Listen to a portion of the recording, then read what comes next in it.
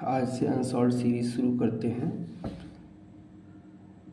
Class 12 का 2023 का पहला सेट 346 BS। सबसे पहले क्वेश्चन दिया गया है ऑब्जेक्टिव क्वेश्चन फर्स्ट का चांदी का परावर्तनांक क्या होता है। तो चांदी का परावर्तनांक जो होता है वो अनंत होता है।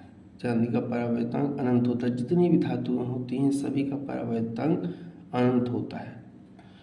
1 का ख जो क्वेश्चन दिया गया है वो अब सिलेबस से हटा दिया गया है, सो इसको पढ़ने की आवश्यकता नहीं है। इसके बाद में क्वेश्चन आता है क्वेश्चन नंबर पहले का क्वेश्चन दिया गया है पतले प्रिज्म का अपवर्तनांक क्या होगा यदि उसके अपवर्तक कोण तथा विचलन कोण का मान समान हो। अब अपवर्तक कोण का मतलब क्या दिया गया है, हमको प्रिज्म कोण दिया गया है। क्या दिया गया है? प्रिज्म कोण। प्रिज्म कोण कितना है होता है ए दिया गया, इसी को कहते हैं अपवर्तक कोण। तो अपवर्तक कोण हम बराबर कर दिए हैं विचलन कोण के बराबर। सूत्र होता है chronicle delta M n-1 into में ए। तो डेल्टा एम का मान किसके बराबर है? ए के बराबर है, बराबर n-1 इंटू में ए हो गया, -1 इंटू में ए हो गया। अब ए से कट जाएगा तो हो जाएगा n-1 बराबर है ये, तो n बराबर 2। आपका ये ऑप्शन सही हो जाएगा, n बराबर 2 वाला। अगला दिया गया है समीकरण 4(1H1) gives out 2He4 plus में 2 + 1B 0 इंटू में Q दिया गया। पूछा गया है ये किस तरह की अभिक्रिया है, यानी नाभिकीय संलयन नाभिकीय विखंडन है।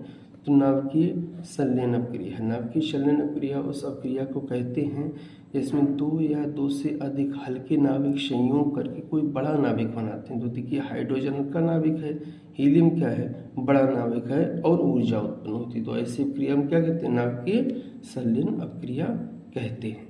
ठीक, अब शुरुआत करते हैं। पहले का डा दिया गया है निम्नलिखित में से कौन सा मूल कण नहीं है। तो मूल कण कौन सा नहीं होता है? अल्फा कण नहीं है, तो यहाँ पे अल्फा कण टिक हो जाएगा जाके। अगला दिया गया है चा वाला प्रतिरोध R, प्रेरकत्व L तथा संधारित्र C श्रेणी क्रम में जोड़े गए हैं। प्रत्यावर्ती धारा स्रोत की आवृत्ति n दी गई है तथा अनुनादी आवृत्ति रेजोनेंट फ्रीक्वेंसी NR दी गई है। किस स्थिति में धारा विभव से पश्चगामी होगी? धारा किससे होगी? विभव से पश्चगामी। तो पश्चगामी के लिए जो स्थिति आती है वो n is greater than NR होती है, यानी जो प्रत्यावर्ती धारा स्रोत की आवृत्ति होगी वो अनुनादी आवृत्ति से बड़ी होती है। कब? जब पश्चगामी होता है, यानी जब धारा विभव से क्या होती है? पश्चगामी होता है, ध्यान रखना है। अब आते हैं दूसरे वाले क्वेश्चन पर। दूसरे का पार्ट, दूसरे सभी पार्ट दिए गए हैं एक एक नंबर में। दूसरे सभी पार्ट किस में दिए गए हैं? 1 नंबर में दिए गए हैं। ठीक, शुरू करते हैं। विद्युत चुंबकीय तरंगों की 2 विशेषताएं बताइए। विद्युत चुंबकीय तरंगों के बारे में आप जानते होंगे। सबसे पहली विशेषता है ये तरंगे निर्वात में प्रकाश के वेग से संचरित होती हैं, यानी इनको चलने के लिए किसी माध्यम की आवश्यकता नहीं होती, निर्वात में चल सकती हैं।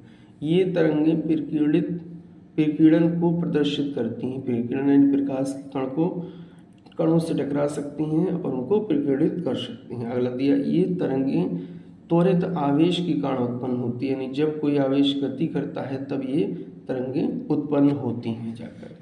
अगला दिया गया है इन तरंगों के संचरण के लिए माध्यम की आवश्यकता नहीं। इन तरंगों के संचरण के लिए माध्यम की आवश्यकता नहीं होती है।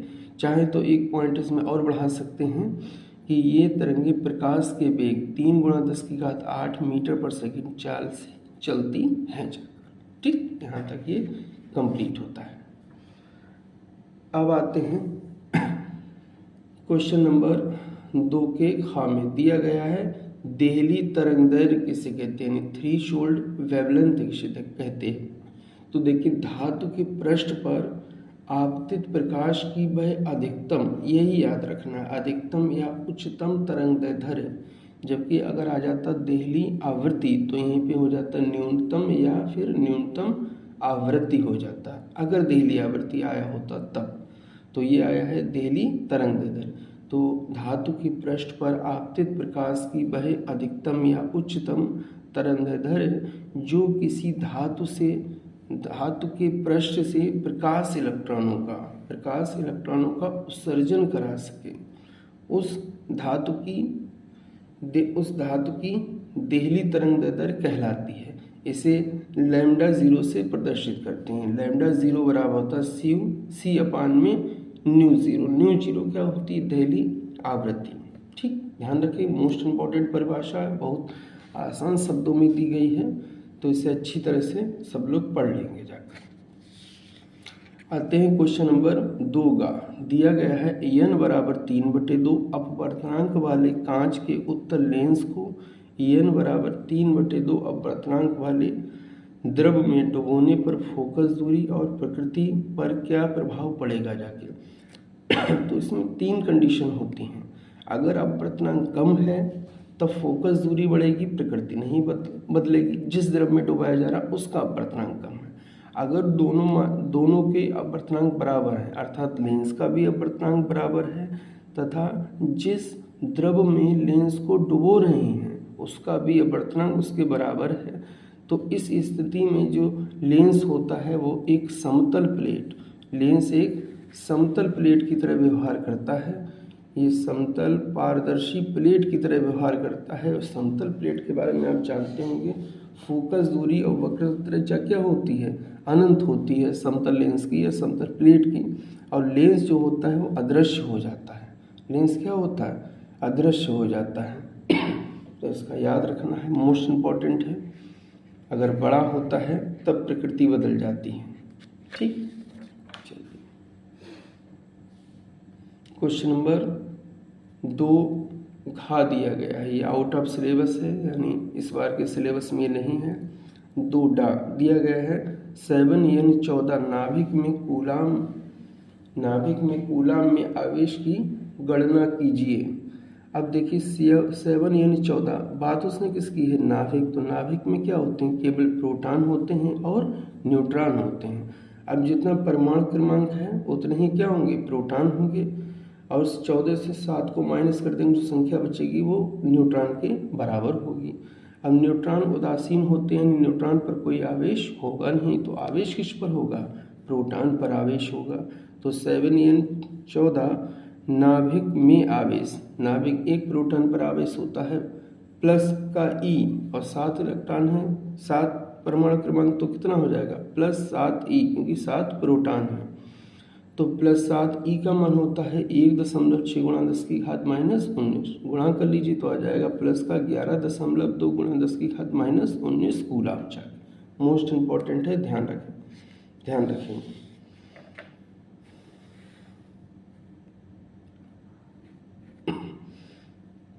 अगली परिभाषा आती है 1 हेनरी स्वप्रेरकत्व। 1 हेनरी स्वप्रेरकत्व का सूत्र होता है L बराबर होता है E/I/ΔT जाकर। इसको 1 कर दीजिए, E बराबर 1 कर दीजिए। जब ये दोनों, ये भी 1 हो जाएगा, ये भी 1 हो जाए, तो L बराबर क्या हो जाएगा? 1 हेनरी हो जाएगा। परिभाषा देख लेते हैं। कुंडली में धारा परिवर्तन की दर एकांक होने पर, देखिए क्या? ΔI/ΔT, यानी धारा परिवर्तन की दर है। दिया गया है कुंडली में धारा परिवर्तन की दर एकांक होने पर उसमें प्रेरित विद्युत वाहक बल, ये क्या है? E, प्रेरित विद्युत वाहक बल 1 वोल्ट हो तो कुंडली का स्वप्रेरकत्व 1 हेनरी कहलाता है। फिर ध्यान से सुन लें।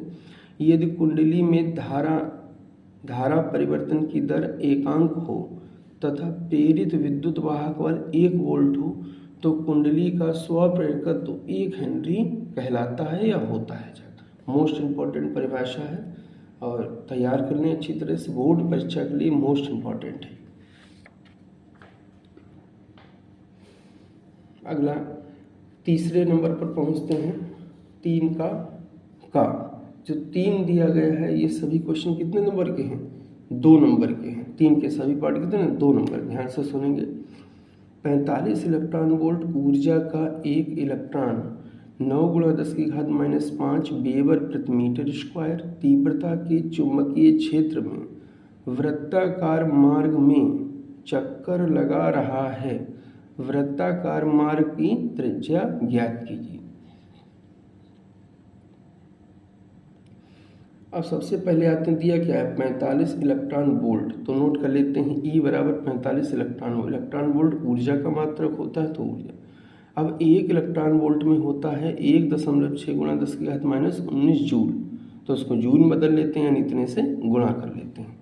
अब ये दिया गया है वेबर प्रति मीटर स्क्वायर। वेबर प्रति मीटर स्क्वायर क्या होता है? चुंबकीय क्षेत्र। तो यहाँ पर चुंबकीय क्षेत्र की तीव्रता नोट कर लिए। कण कौन सा दिया गया है? इलेक्ट्रॉन। इलेक्ट्रॉन का द्रव्यमान नोट कर लिए, इलेक्ट्रॉन का आवेश नोट कर लिए हैं। अब आते हैं सूत्र क्या होता है। तो सूत्र को जब पढ़ेंगे तो R बराबर होता है mv/qv। अब प्रॉब्लम ये है, हमारे पास mv है और qv दिया गया, v दिया गया, लेकिन वेग v नहीं दिया गया है। अब ये आएगा गतिज ऊर्जा वाले सूत्र से जाकर। तो E बराबर 1/2 mv² हो जाएगा। तो v² बराबर 2E/m। तो v बराबर हो जाएगा अंडर रूट के अंदर 2E/m। इसका मान हम समीकरण 1 में रख देते हैं। तो b रिप्लेस हो जाएगा, इसमें आ जाएगा जो हमको सब मान दे रखे हैं। बढ़ते हैं आगे। तो R बराबर हो जाएगा m अंडर रूट के अंदर 2E/m/qv। जब m से अंडर रूट वाला काटेंगे तो इस पर अंडर रूट लगा देंगे, तो आ जाएगा अंडर रूट के अंदर 2me/q। चाहे डायरेक्ट ये वाला सूत्र भी याद कर सकते हैं चाहे तो आप लोग। अब देखिए 2 ऐसा ही रहने दिए। ई का मान क्या रख दिए? 45 × 1.6 × 10⁻19। एम का मान रख दिए 9.1 × 10⁻31। क्यू आवेश दिया गया है, ये नोट कर लिए। वी क्या है? चुंबकीय क्षेत्र, ये नोट कर लिए। आगे मात्र वैल्यू जिसको हल करेंगे जाके तो आ जाएगा R बराबर आ जाएगा 0.25 मीटर। मोस्ट इम्पॉर्टेंट है ये भी जाकर, ठीक, ध्यान रखेंगे सब।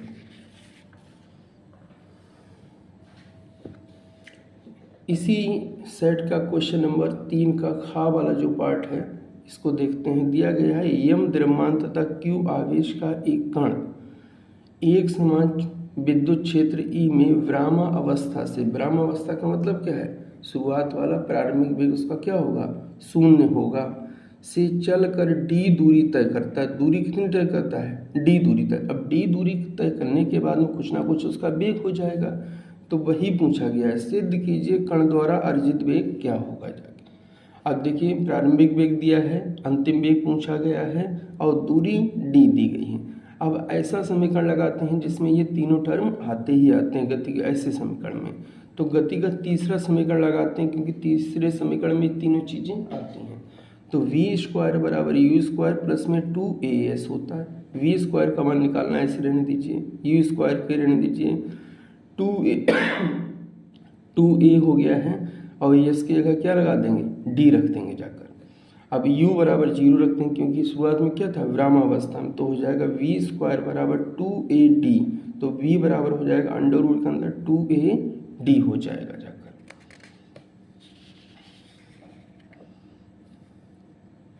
आगे बढ़ते हैं। F बराबर ma दिया गया है, तो a बराबर क्या हो जाएगा? F/m हो जाएगा। अब देखिए F यहाँ पर क्या है? F आप जान रहे होंगे, F क्या है? देखिए आवेश है तो विद्युत क्षेत्र में होगा, विद्युत क्षेत्र में होगा तो विद्युत बल लग रहा होगा। विद्युत बल F बराबर क्या होता है? Q × में E। तो इस F का मान उठा के यहाँ रख देते हैं ऊपर जाके, तो हो जाएगा A बराबर QE/m। A बराबर क्या हो जाएगा? QE/m। फिर A का मान उठाकर किस में रख देते हैं? समीकरण 1 में। आंसर आ जाएगा हमारा। देखते हैं तो B बराबर हो जाएगा अंडर रूट के अंदर 2QED/m। यही हमको सिद्ध करना था। देखते हैं, यही हमको सिद्ध करना था, ठीक। तो ये भी बहुत मोस्ट इम्पॉर्टेंट क्वेश्चन है, ध्यान से इसको अच्छी तरह से तैयार करने। ऐसे ही क्वेश्चन परीक्षा में अक्सर पूछे जाते हैं।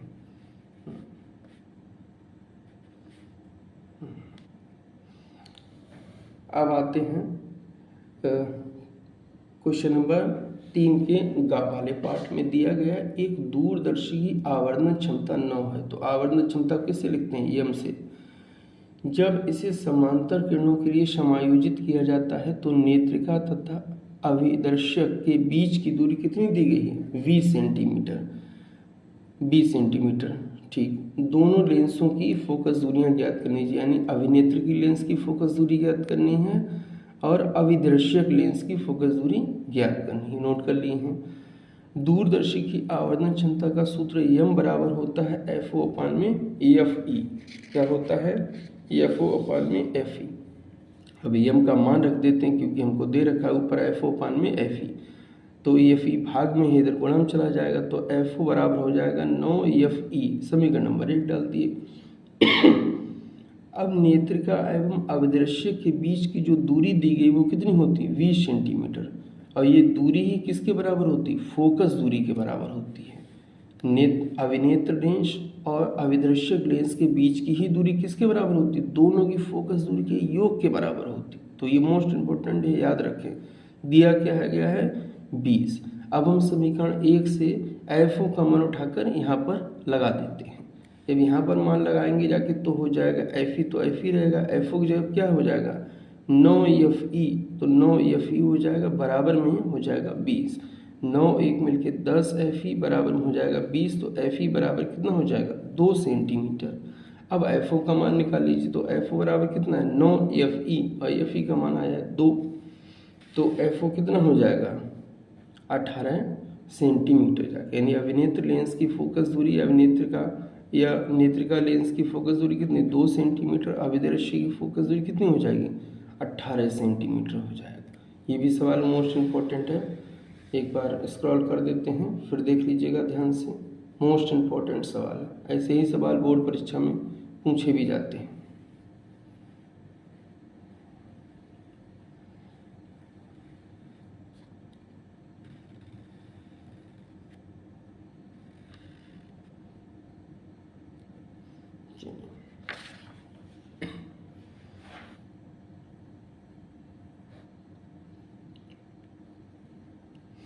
अब आते हैं तीसरे के घा वाले पार्ट पर। दिया गया है ओमीय तथा अनओमीय प्रतिरोध से क्या तात्पर्य है। यानी पूछा गया है हमसे ओमीय प्रतिरोध किसे कहते हैं, अनओमीय प्रतिरोध किसे कहते हैं, ये पूछा गया है।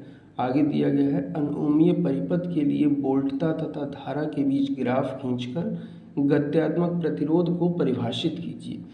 अब देखिए बहुत आसान है। ओमीय प्रतिरोध पढ़ेंगे आप। वे प्रतिरोध जो ताप दाब की सभी परिस्थितियों में ओम के नियम का पालन करते हैं ओमीय प्रतिरोध कहलाते हैं। इतना भी याद ना रहे तो ये याद रखें, वे प्रतिरोध जो ओम के नियम का पालन करते हैं ओमीय प्रतिरोध कहलाते हैं। और जितने भी ओमीय प्रतिरोध होते हैं उनमें बी समानुपाती आई होता है, यानी जैसे जैसे बी में परिवर्तन करेंगे वैसे वैसे आई में परिवर्तन होता जाता है। और दोनों के बीच रेखा खींचेंगे तो कौन सी रेखा प्राप्त होती है? ओमीय परिपथ में सरल रेखा प्राप्त होती है, सरल रेखा प्राप्त होती है। यानी ये अगर इस साइड में अगर बी है और इस साइड में आई है तो रेखा कौन सी प्राप्त होगी? ओमीय के लिए बिल्कुल सीधी रेखा, स्ट्रेट लाइन जाकर। ठीक, अब आगे पहुँचते हैं अनओमीय प्रतिरोध में। अनओमीय प्रतिरोध में तो वे प्रतिरोध जो ताप दाब की सभी परिस्थितियों में ओम के नियम का पालन नहीं करते हैं अनओमीय प्रतिरोध कहलाते हैं। ओम का नियम जो पालन ना करे वो अनओमीय प्रतिरोध कहलाते हैं। फिर दिया गया है अनओमीय परिपथ के लिए या प्रतिरोध के लिए धारा तथा वोल्टता के बीच ग्राफ। तो ऐसा ग्राफ बनाएं कि एक सरल रेखा ना मिले, एक सरल रेखा ना बने, यानी एक इरेगुलरिटी ग्राफ में दिखनी चाहिए, रेगुलरिटी नहीं दिखनी चाहिए। जैसे वहाँ पर सीधी रेखा दिख रही थी तो यहाँ भी इस तरह का नहीं होना चाहिए। पहले कभी कम तो ये रेखा नीचे जा रही थी फिर ऊपर जाने लगी, यानी परिवर्तन जो हो रहा है एक समान नहीं हो रहा। जब परिवर्तन एक समान ना हो तो सभी ऐसे प्रतिरोध क्या कहलाते हैं? अनओमीय परिपथ या अनओमीय प्रतिरोध कहलाते हैं। देखिए ये बना दिया गया है, तो ये चीज़ ध्यान रखेंगे यहाँ पर। अब आते हैं गत्यात्मक प्रतिरोध। एक चीज़ ध्यान रखें, गत्यात्मक प्रतिरोध हमेशा किसका होता है? अनओमीय परिपथ में या अनओमीय प्रतिरोध का होता है। ध्यान रखें, कुछ भी नहीं है। जैसे वहाँ प्रतिरोध की परिभाषा थी वैसे यहाँ पर है। जैसे B बराबर क्या होता है? B बराबर होता है IR, तो आर की परिभाषा करेंगे तो वी और नीचे क्या हो जाएगा आई, यानी ऊपर बी रहेगा नीचे आई रहेगा, तो वही यहाँ पर है। बोल्टता में अल्प परिवर्तन यानी डेल्टा बी हो गया के संगत धारा में अल्प परिवर्तन के अनुपात को गत्यात्मक प्रतिरोध कहते हैं। फिर ध्यान सुन लीजिएगा, अनओमीय परिपथ में बोल्टता में अल्प परिवर्तन, देखिए बी यहाँ भी ऊपर आ रहा तो यहाँ भी आता है ऊपर, तो बोल्टता में अल्प परिवर्तन के संगत धारा में अल्प परिवर्तन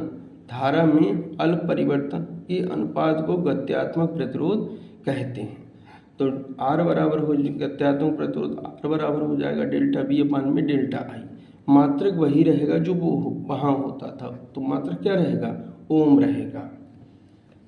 नेक्स्ट क्वेश्चन दिया गया है 4 का में, परमाणु क्रमांक तथा द्रव्यमान संख्या के आधार पर नाभिक का वर्गीकरण कीजिए तथा परिभाषित कीजिए। मोस्ट इम्पॉर्टेंट है, बहुत पूछा जाता है ये।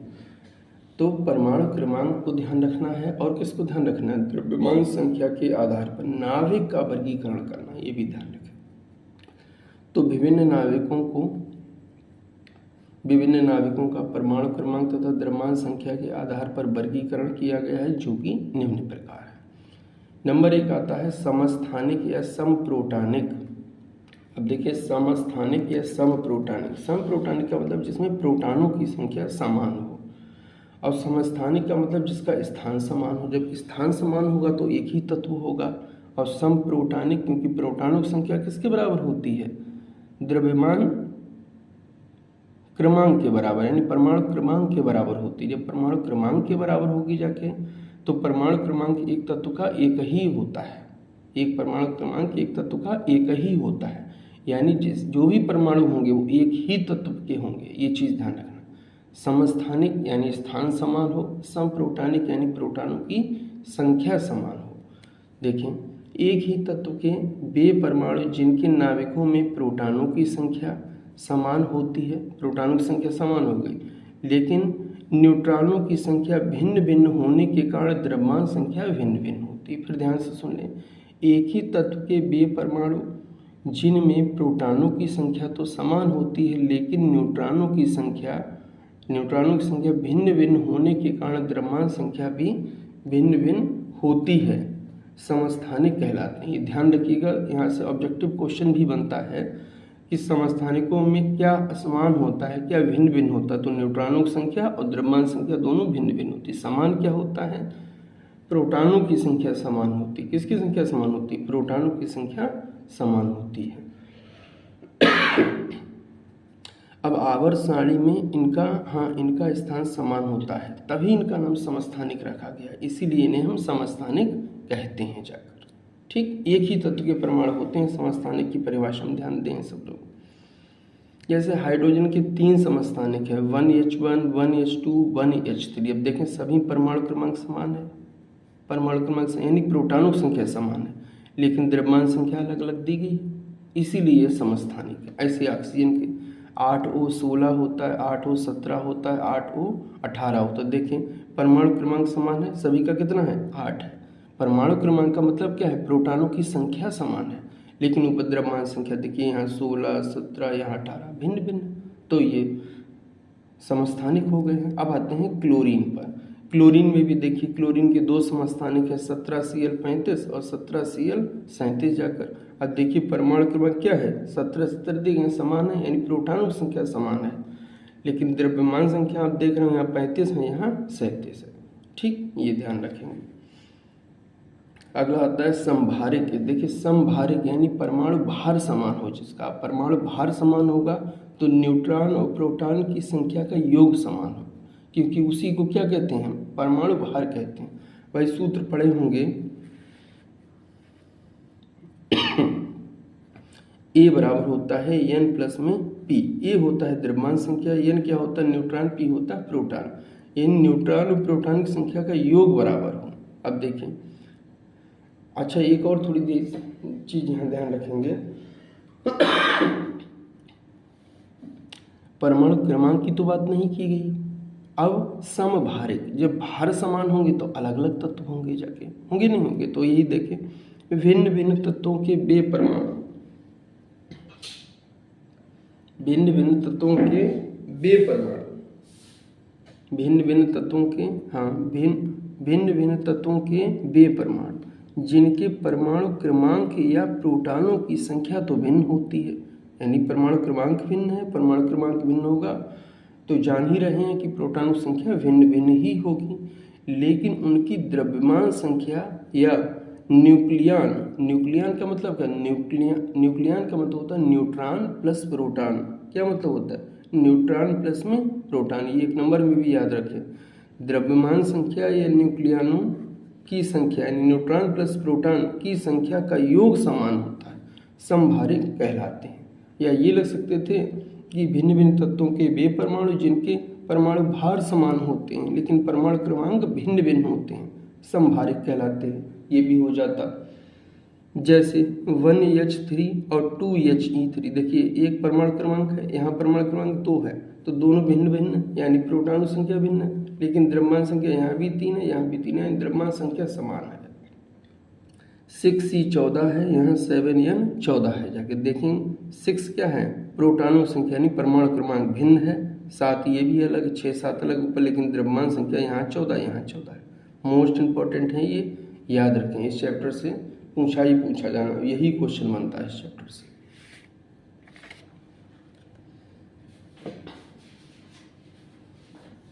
अब 4 खापर जो क्वेश्चन दिया गया है वो इस बार के सिलेबस में यूपी बोर्ड में नहीं है, तो इसको नहीं कराएंगे। अब आते हैं 4 खापर। दिया गया है किसी परिपथ में धारा एवं वोल्टता का समीकरण। धारा का समीकरण दिया है I बराबर 3.5 साइन ब्रैकेट के अंदर 628t प्लस में π/6, और वोल्टता का दिया है B बराबर 28 साइन 628t माइनस का π/6 जाकर। ज्ञात क्या करना, नंबर 1 धारा का वर्ग माध्य मूल मान ज्ञात करना यानी IRMS ज्ञात करना है। दूसरा आवर्तकाल T ज्ञात करना है। तीसरा वोल्टता व धारा के बीच कलांतर कितना है, कलांतर पूछा गया है। धारा का जो सामान्य समीकरण होता है वो I बराबर I0 sine omega t plus में φ1। इसकी तुलना किससे कर लेते हैं, इस I वाले समीकरण से कर लेते हैं। ठीक ऐसे ही वोल्टता का सामान्य समीकरण होता है V बराबर B0 sine omega t plus में φ2। तो वोल्टता वाले समीकरण की तुलना किसके कर लेते हैं, वोल्टता वाले से। अब जो तुलना करेंगे तो अब देखते हैं जाकर,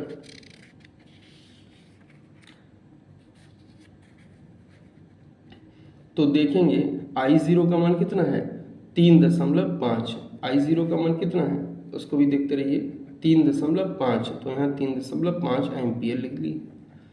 ठीक, B0 का मान कितना दिया गया, देखिए यहाँ B0 है, आगे यहाँ कितना है 28 है, तो B0 का मान कितना दिए हैं, इतना इतना वोल्ट जाकर।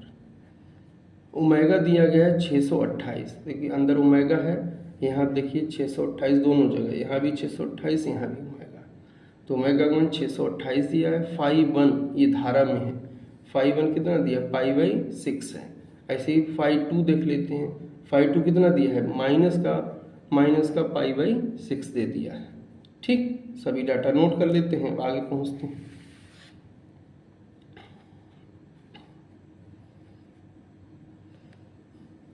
आगे दिया गया है सूत्र होता है IRMS यानी धारा का वर्ग माध्य मूल मान बराबर होता है I0 पान में √2। I0 का मान कितना है 3.5 नीचे √2, यही आंसर हो जाएगा। ठीक, ऐसे ही ओमेगा बराबर होता है, दिया गया है 628 और ओमेगा बराबर होता है 2π/t जाकर 2π/t। सूत्र को याद रख लें, बराबर में 628, हमको वैल्यू किसकी निकालनी है t की, तो t को यहाँ पर आगे ले जाएंगे, गुणा में जाएगा तो ये कहाँ चला जाएगा भाग में, तो t बराबर हो जाएगा 2π/628। पाई का वैल्यू 3.14 रख दीजिए, जब रख देंगे तो t बराबर आ जाएगा 0.01 सेकेंड। पाई का मान 3.14 रखेंगे और फिर हल करेंगे तो t बराबर आ जाएगा 0.01 सेकेंड जाकर। ठीक, दोनों चीज़ें निकल गई। अब पूछा गया हमसे धारा व वोल्टता के बीच कलांतर कितना होगा, धारा व वोल्टता के बीच कलांतर कितना होगा। तो डेल्टा फाई बराबर हो जाएगा फाई वन माइनस का फाई टू। फाई वन का मान दिया गया पाई बाई सिक्स, माइनस लगाइए, ब्रैकेट शुरू करिए, फाई टू का मान माइनस का पाई बाई सिक्स दिया, तो माइनस माइनस हो जाएगा प्लस, दोनों जोड़ देंगे हो जाएगा टू पाई बाई सिक्स, काट देंगे तो डेल्टा फाई बराबर हो जाएगा पाई बाई थ्री जाकर। ठीक, ये भी मोस्ट इम्पॉर्टेंट था। अब आते हैं क्वेश्चन नंबर 4 का जो घाव वाला पार्ट था, लिखा हुआ है गामा किरणों के 4 प्रमुख गुण लिखिए। गामा तथा परावैंगनी किरणों में से किसकी तरंगदैर्ध्य अधिक होती है? तो गामा किरणों के गुण सेम वही होते हैं जो कि विद्युत चुम्बकीय तरंगों के होते हैं, क्योंकि गामा किरणें एक प्रकार की विद्युत चुम्बकीय तरंगें ही होती हैं। तो यही नंबर 1, यही आवेश रहित होती हैं। नंबर 2, इनमें उच्च भेदन क्षमता होती है, पेनिट्रेशन पावर होती है। दूसरा, ये प्रतिदीप्ति स्फुरदीप्ति उत्पन्न कर सकती हैं, ये स्फुरदीप्ति और प्रतिदीप्ति उत्पन्न कर सकती हैं, ये भी ध्यान रखना। अगला, ये फोटोग्राफिक प्लेट को प्रभावित करती हैं। ठीक है, आगे जो क्वेश्चन नंबर 4 डाल दिया गया है, ये आपके इस बार के सिलेबस में नहीं है, तो इसको हमको नहीं करना है, इस बार के सिलेबस से ये क्वेश्चन हट गया है। अब आते हैं क्वेश्चन नंबर 5 पर। क्वेश्चन नंबर 5 पर ये सभी क्वेश्चंस 3 नंबर के दिए गए हैं। सभी क्वेश्चंस कितने नंबर के हैं? 3 नंबर के दिए गए, और इम्पोर्टेंट भी बहुत है, आसान भी बहुत है, ध्यान से समझने की बात है जाकर, बस ध्यान सुनिए। क्राउन कांच से समअवतल लेंस बनाना है। समावतल यानी अवतल बनाना है, तो दोनों तरफ से समान अवतल हो, यानी जितनी एक तरफ की त्रिज्या हो वक्रता त्रिज्या, उतनी ही दूसरे तरह की वक्रता त्रिज्या। इसको याद रखें, समावतल, ये समतल अवतल नहीं है, ये समावतल यानी जिसके दोनों समान अवतल तल है, इसके कहने का मतलब ये है, ध्यान रखें इसका। लेंस के पृष्ठों की त्रिज्या कितनी रखी जाए कि लेंस की क्षमता -2.5 डी हो जाए। क्राउन कांच का अपवर्तनांक कितना दिया है? 1.65 है।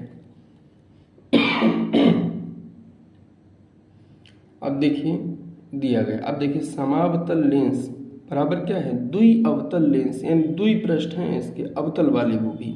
ठीक, मान लेते हैं R1 बराबर -R, R2 बराबर प्लस में R, यानी हमने दोनों पृष्ठों की वक्रता त्रिज्या कितनी मान ली? कैपिटल R मान ली। अब हम जानते हैं कि अवतल लेंस के लिए जब भी सवाल हल करते हैं तो उसमें R1 का मान हमेशा माइनस दिया जाता है, R2 का मान हमेशा प्लस में दिया जाता है, तो प्लस में ले लिया है। अब अपवर्तनांक कितना दे रखा है? 1.65। क्षमता कितनी दे रखी? -2.5 टी दे रखी है।